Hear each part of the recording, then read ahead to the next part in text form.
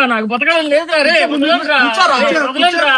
ఎందుకురా ఇలా చేస్తున్నావు? అరే ఇది ఐపీఎల్ లో బెట్టింగ్ ఆడి డబ్బులు పోగొట్టుకున్నాడు రా. ఏయ్, నేను డబ్బులు పోగొట్టుకొని చచ్చిపోవాలనుకోలేదురా. బెట్టింగ్ లో 1,00,000 రూపాయలు గెలిచావా? మరి ఎందుకు చచ్చిపోదాం అనుకున్నావురా? చెల్లి పెళ్లికని దాచిన డబ్బుల్లో 1,00,000 రూపాయలు ఈ గూగుల్ క్రోమ్ లో ఐపీఎల్ బెట్టింగ్ ఆడాను రా, 1,00,000 రూపాయలు గెలిచాను రా. ఆడు నేను గెలిచిన డబ్బులే కాదురా, నేను డిపాజిట్ చేసిన డబ్బులు కూడా విత్డ్రా ఇవ్వట్లేదురా. అందుకే ఏం చేయాలో తెలియక.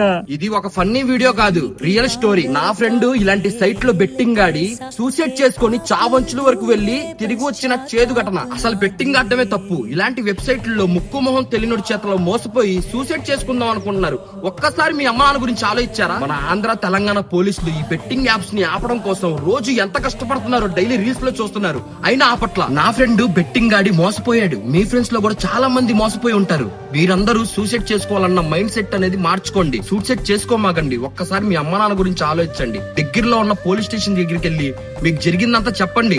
వాళ్ళు మీకు మంచి ధైర్యాన్ని ఇస్తారు.